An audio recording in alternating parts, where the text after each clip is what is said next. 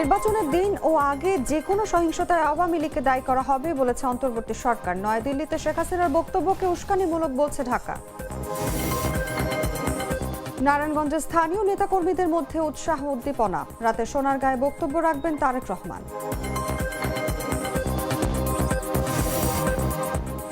লালমনিরহাটে BNP Jamaat সংঘর্ষে আহত ২০। পরিস্থিতি নিয়ন্ত্রণে আইন অনুযায়ী নেওয়া হবে ব্যবস্থা। ভয়াবহ তুষার ঝড়ের কবলে যুক্তরাষ্ট্র, ১৩,০০০ ফ্লাইট বাতিল। টেক্সাস লুইজিয়ানা সবচেয়ে ক্ষতিগ্রস্ত, জরুরি অবস্থা জারি। এবং বিশ্বকাপ বয়কট করলে নিষেধাজ্ঞায় পড়তে পারে পাকিস্তান। পাকিস্তান চায় হাইব্রিড মডেলের সব ম্যাচ শ্রীলঙ্কায়।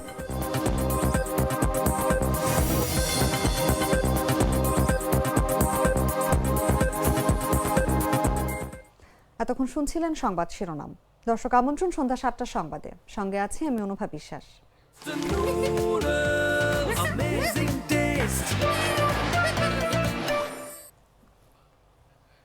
চলে যাচ্ছি পুরো খবরে।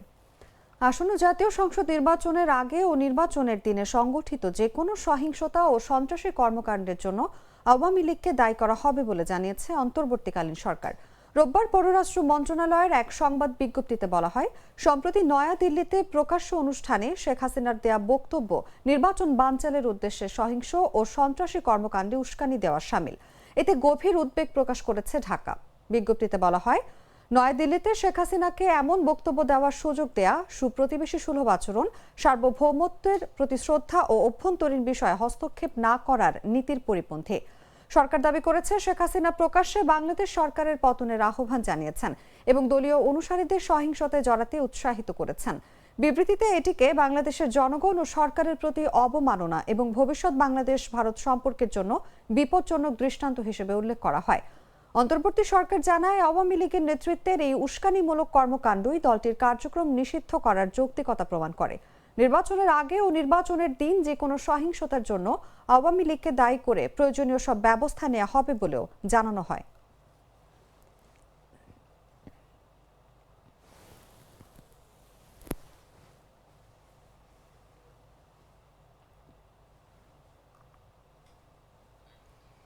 আসন্ন ত্রয়োদশ জাতীয় সংসদ নির্বাচনকে সামনে রেখে রাতে নারায়ণগঞ্জের সোনারগাঁয়ে বক্তব্য রাখবেন বিএনপির চেয়ারম্যান তারেক রহমান। তার আগমনকে ঘিরে স্থানীয় নেতাকর্মীদের মধ্যে ব্যাপক উৎসাহ উদ্দীপনা দেখা যাচ্ছে। রোববার রাতে চট্টগ্রাম থেকে ঢাকায় ফেরার পথে তারেক রহমান সোনারগাঁয়ের কাঁচপুর বালুর মাঠে আয়োজিত এক পথসভায় যোগ দেবেন। রাত 11:30টায় তার উপস্থিত থাকার কথা রয়েছে। জানা গেছে, নারায়ণগঞ্জ ৩ আসনের বিএনপির মনোনীত প্রার্থী আজহারুল ইসলাম মান্নানের আয়োজনে এবং জেলা বিএনপির আহ্বায়ক অধ্যাপক মামুন মাহমুদের সভাপতিত্বে এই পথসভা অনুষ্ঠিত হবে। সভায় তারেক রহমান জনতার উদ্দেশ্যে বক্তব্য দেওয়ার পাশাপাশি নারায়ণগঞ্জ জেলার ৩, ৪ ও ৫ আসনের বিএনপির মনোনীত প্রার্থীদের আনুষ্ঠানিকভাবে পরিচয় করিয়ে দেবেন। দলীয় সূত্র জানায়, এই প্রথমবার সোনারগাঁয়ের মাটিতে পা রাখছেন তারেক রহমান। নেতাকে এক নজর দেখার আগ্রহে কাঁচপুর এলাকার বাড়তি নিরাপত্তা ও প্রস্তুতি নেওয়া হয়েছে। ইতোমধ্যে সভা মঞ্চ নির্মাণ সহ সার্বিক প্রস্তুতির কাজ প্রায় শেষ হয়েছে।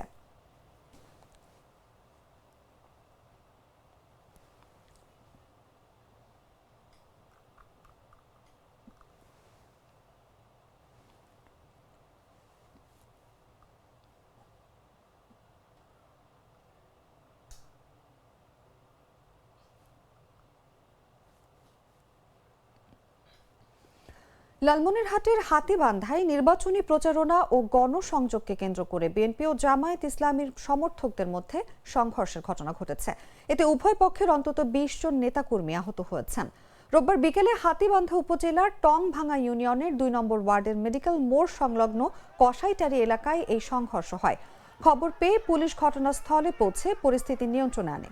স্থানীয় ও দলীয় সূত্র জানায়, লালমনিরহাট ১ আসনে বিএনপির ধানের শীষ প্রার্থী হাসান রাজীব প্রধান এবং জামায়াতের দাঁড়িপাল্লা প্রতীকের প্রার্থী আনোয়ারুল ইসলাম রাজুর সমর্থকদের গণসংযোগ চলাকালে উত্তেজনা ছড়িয়ে পড়ে। এক পর্যায়ে তা রক্তক্ষয়ী সংঘর্ষের রূপ নেয়। সংঘর্ষের ঘটনায় বিএনপি ও জামায়াত একে অপরকে দায়ী করেছে। জামায়াত প্রার্থী আনোয়ারুল ইসলাম রাজু জানান, সংঘর্ষের বিষয়টি সম্পর্কে তিনি বিস্তারিত জানেন না। অন্যদিকে বিএনপি প্রার্থী হাসান রাজীব প্রধানের সঙ্গে যোগাযোগের চেষ্টা করা হলেও তাকে পাওয়া যায়নি। এগুলো একটু সামান্য ঘটনা থেকে এই অস্থিরতা সৃষ্টি হয়েছে। আমরা এটা সর্বোচ্চ আইনের যতটুকু করণীয় সেগুলো করার জন্য তদন্ত করে আমরা এটার ব্যবস্থা করব। মুখর একটা পরিবেশে এই নির্বাচনটা হবে এবং এই লক্ষ্যেই কিন্তু আমরা আজকে বাইরে আমরা মূলত পাটগ্রামে গিয়েছিলাম। তো আমরা এই যে নির্বাচনী পরিবেশ তার প্রতি আমাদের সবচেয়ে বেশি গুরুত্ব। তো এই পরিবেশ নষ্ট করার আজকে একটা যে ঘটনা, এটাই নির্বাচনী পরিবেশটাই নষ্ট করলো। তো আমাদের লালবানিরহাটে সেই এখন পর্যন্ত এই ঘটনা ঘটেনি, এই আজকেই প্রথম এরকম একটা ঘটনা ঘটলো। তো আমার কথা হলো যে আমরা সম্পূর্ণ শতভাগ নিরপেক্ষভাবে আমরা এই ঘটনার তদন্ত করব। যার যতটুকু অপরাধ তার ততটুকু দায়িত্ব নিতে হবে, আমরা এটা এনশিওর করব। এবং আমরা আপনাদের মাধ্যমে এই এলাকাবাসীকে এটাই আশ্বস্ত করতে চাই যে পুলিশ সবসময় আপনার পাশে আছে। সিরাজগঞ্জ ইসলামিয়া সরকারি কলেজ মাঠে 10 দলীয় ঐক্যের নির্বাচনী জনসভা শেষে মাঠে পড়ে থাকা আবর্জনা পরিষ্কার করেছেন দলটির নেতাকর্মীরা। শনিবার বিকেলে অনুষ্ঠিত এই জনসভায় প্রধান অতিথি হিসেবে উপস্থিত ছিলেন জামায়াত ইসলামীর আমির শফিকুর রহমান। জানা যায় দুপুর 2টা থেকে শুরু হওয়া নির্বাচনী জনসভা বিকেল 4:15টার দিকে শেষ হয়। এরপর সিরাজগঞ্জ পৌর জামায়াতের আমির আব্দুল লতিফের নেতৃত্বে মাঠে পরিষ্কার ও পরিচ্ছন্নতা অভিযান চালানো হয়। এতে দলীয় নেতাকর্মী ছাড়াও সাধারণ মানুষ অংশ নেন। জনসভায় অংশ নেওয়া কলেজ পড়ুয়া হৃদয় শেখ জাগো নিউজকে বলেন, কলেজ মাঠে জামায়াত ইসলামীর জনসভায় প্রায় শেষ থেকে 1.5 থেকে 2 লাখ মানুষ অংশ নিয়েছিল। সভাটি দুপুর থেকে শুরু হলেও সকাল থেকে লোক সমাগম শুরু হয়, কিন্তু সভা শেষে মাঠ কিছুটা অপরিচ্ছন্ন হয়ে যায়। এসব কারণে দলের নির্দেশনায় আমরা মাঠ পরিষ্কার করেছি।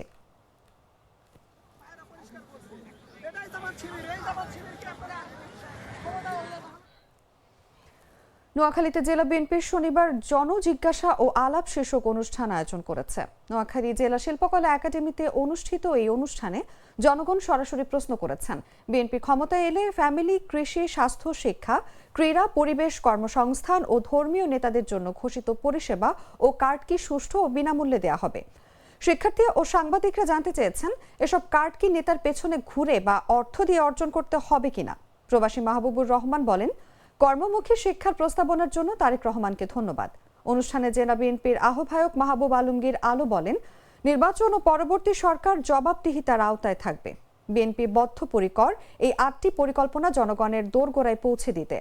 প্যানেল আলোচক ছিলেন নবী প্রবী ও স্থানীয় বিশেষজ্ঞরা। সভাপতিত্ব করেছেন অধ্যাপক ডক্টর আব্দুল কাইয়ুম মাসুদ এবং সঞ্চালনা করেছেন মজিবুল হক রনি। ওনাদেরকে এর বাইরে নিয়ে সামাজিকভাবে, রাষ্ট্রীয়ভাবে যদি কোনো কাজে লাগানো যায় তাদেরকে চাঁদপুর 3 আসনের নির্বাচনী রাজনীতিতে নতুন মাত্রা যোগ হয়েছে। বিএনপির ধানের শীষ প্রতীকের প্রার্থী শেখ ফরিদ আহমেদ মানিকের প্রতি আনুষ্ঠানিক সমর্থন ঘোষণা করেছেন জাতীয় পার্টি। রোববার চাঁদপুর শহরের বিপণীবাগ এলাকায় আয়োজিত এক আলোচনা সভায় এই সমর্থনের ঘোষণা দেওয়া হয়। সভায় সভাপতিত্ব করেন জাতীয় পার্টির চাঁদপুর সদর পৌরসভার আহ্বায়ক সিরাজুল ইসলাম শিরুমিজি। সভায় বক্তারা বলেন, দেশের বর্তমান রাজনৈতিক প্রেক্ষাপটে গণতন্ত্র পুনরুদ্ধার ও জনগণের ভোটাধিকার প্রতিষ্ঠার লক্ষ্যে জাতীয় পার্টি এই সিদ্ধান্ত নিয়েছে। তারা আশা প্রকাশ করেন, সম্মিলিতভাবে কাজ করলে চাঁদপুর 3 আসনে জনগণের প্রত্যাশা বাস্তবায়ন করা সম্ভব হবে। অনুষ্ঠানে জাতীয় পার্টির জেলা ও পৌর পর্যায়ের শীর্ষ নেতৃবৃন্দ সহ বিভিন্ন স্তরের নেতাকর্মীরা উপস্থিত ছিলেন। তারা ধানের শীষ প্রার্থী শেখ ফরিদ আহমেদ মানিকের পক্ষে ঐক্যবদ্ধভাবে মাঠে কাজ করার অঙ্গীকার ব্যক্ত করেন। জাতীয় পার্টির এই সমর্থনের ফলে চাঁদপুর 3 আসনের নির্বাচনী সমীকরণে নতুন হিসাব যুক্ত হয়েছে বলে মনে করছেন রাজনৈতিক বিশ্লেষকরা। এতে আসন্ন নির্বাচনে প্রতিদ্বন্দ্বিতা আরও জোরালো ও আগ্রহ ব্যঞ্জক হয়ে উঠবে বলে ধারণা করা হচ্ছে। এটা অবশ্যই একটি পজিটিভ দিক আমাদের সামনের দিকে এগিয়ে যাওয়ার জন্য এবং আমাদের ভোট বেশি পাওয়ার জন্য এটা একটা পজিটিভ দিক। এবং আপনারা জানেন যে এরকম অনেকগুলো দল চাঁদপুরে ভবিষ্যতেও ধানের শীষকে কেউ যোগদান করবে, কেউ আবার আপনার সমর্থন করবে। এবং চাঁদপুরে আমরা যেন সবাই মিলে চাঁদপুরটা গড়তে পারি এবং তারেক রহমানকে এই দেশে প্রধানমন্ত্রী বানালে যে এই দেশের জনগণের প্রধানমন্ত্রী হবে, এ কারণেই সবাই আজকে জাতীয় পার্টির মতো আরও অনেকে দেখবেন এই আগামী সপ্তাহের মধ্যেই আমাদের দলে যোগদান। গ্লিটারের টুইন লেমন ও অ্যান্টিব্যাকটেরিয়াল ফর্মুলা বাসনকে চকচকে জীবাণুমুক্ত করে আমাদের দেয় গ্লিটার গ্যারান্টি। নওগাঁয় ধান বোঝাই ট্রাকে ডাকাতির ঘটনায় ৪৮ ঘন্টার মধ্যে আন্তঃজেলা ডাকাত চক্রের ৬ সদস্যকে গ্রেফতার করেছে জেলা গোয়েন্দা পুলিশ। এ সময় ডাকাতির কাজে ব্যবহৃত একটি ট্রাক ও দেশীয় অস্ত্র উদ্ধার করা হয়েছে। রোববার দুপুরে নওগাঁ পুলিশ সুপার কার্যালয়ে আয়োজিত সংবাদ সম্মেলনে এসব তথ্য জানান পুলিশ সুপার তারিকুল ইসলাম। তিনি বলেন, গত বৃহস্পতিবার দিনাজপুরের বদরগঞ্জ থেকে ২৫০ বস্তা ধান বোঝাই একটি ট্রাক নওগাঁর দিকে আসছিল। রাত ২টার দিকে সদর উপজেলার পাইকপাড়া এলাকায় ফাঁকা রাস্তায় আরেকটি ট্রাক দিয়ে ব্যারিকেড দিয়ে চালক ও হেলপারকে মারধর করে হাত পা বেঁধে ট্রাক সহ ধান লুট করে নেয় ডাকাতরা। ঘটনার পর মামলার ভিত্তিতে তদন্তে নামে পুলিশ। এক পর্যায়ে বগুড়ার শিবগঞ্জ উপজেলার মোকামতলা তদন্ত কেন্দ্র থেকে সন্দেহভাজন একজনকে আটক করা হয়। জিজ্ঞাসাবাদের পর তথ্য প্রযুক্তির সহায়তায় গাইবান্ধা, সাভার ও আশেপাশের এলাকায় অভিযান চালিয়ে আরও ৫ জনকে গ্রেফতার করা হয়। অভিযানে ডাকাতির কাজে ব্যবহৃত ট্রাক ও দেশীয় অস্ত্র উদ্ধার করা হয়েছে। ঘটনায় জড়িত অন্যান্যদের গ্রেফতারে অভিযান অব্যাহত রয়েছে বলে জানান পুলিশ সুপার।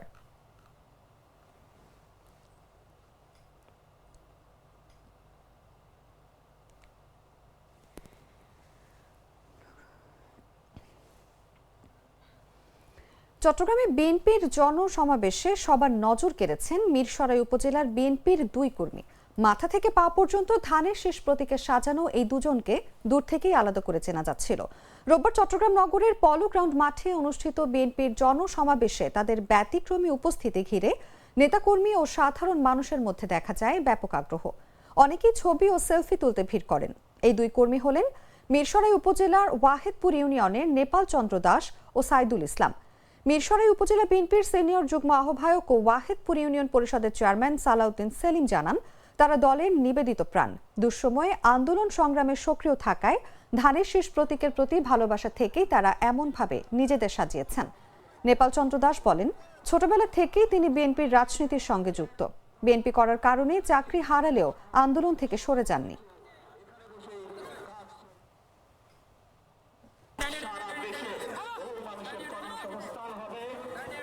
চকলেটে একাকার হয়ে ওঠা প্রাণ লেয়ার সম্পর্কের মিষ্টি ম্যাজিক। জানাবো আন্তর্জাতিক সংবাদ।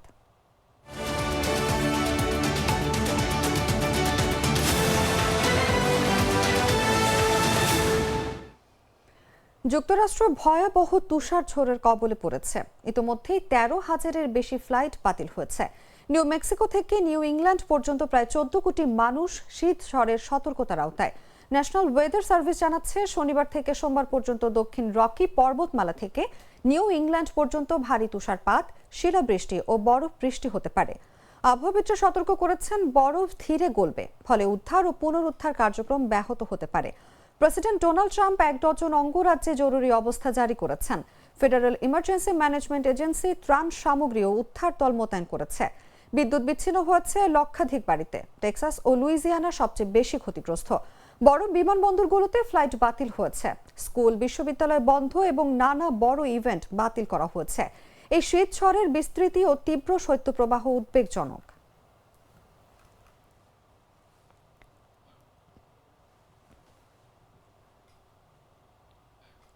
সংবাদ শেষ করব খেলার খবর জানিয়ে।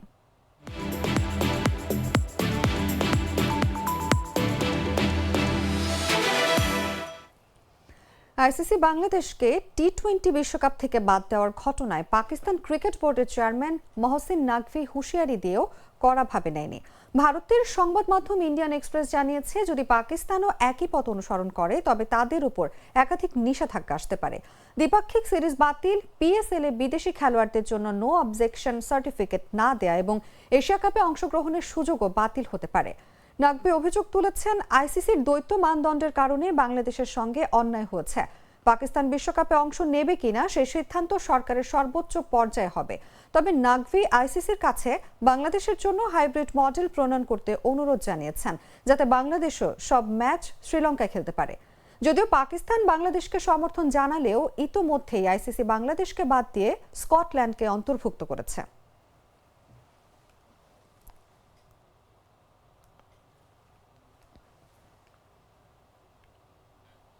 সংবাদ শেষ করার আগে শিরোনামগুলো জানিয়ে দিচ্ছি আরো একবার।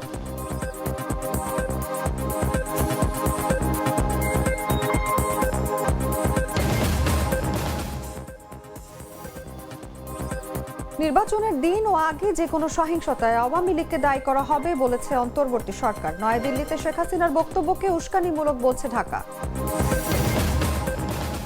নারায়ণগঞ্জে স্থানীয় নেতাকর্মীদের মধ্যে উৎসাহ উদ্দীপনা, রাতে সোনার গায়ে বক্তব্য রাখবেন তারেক রহমান।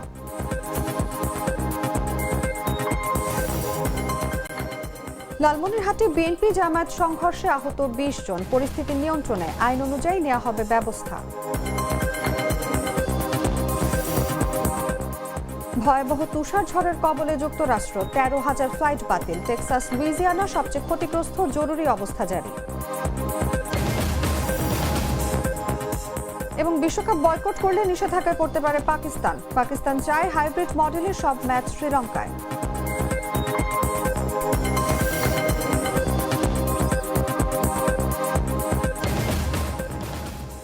দর্শক, এই ছিল এখনকার মতো। প্রতি মুহূর্তে সর্বশেষ খবর জানতে ভিজিট করুন jagonews24.com। ফলো করুন আমাদের ভেরিফাইড ফেসবুক পেজ এবং সাবস্ক্রাইব করুন জাগো নিউজের ইউটিউব চ্যানেল। ধন্যবাদ সবাইকে।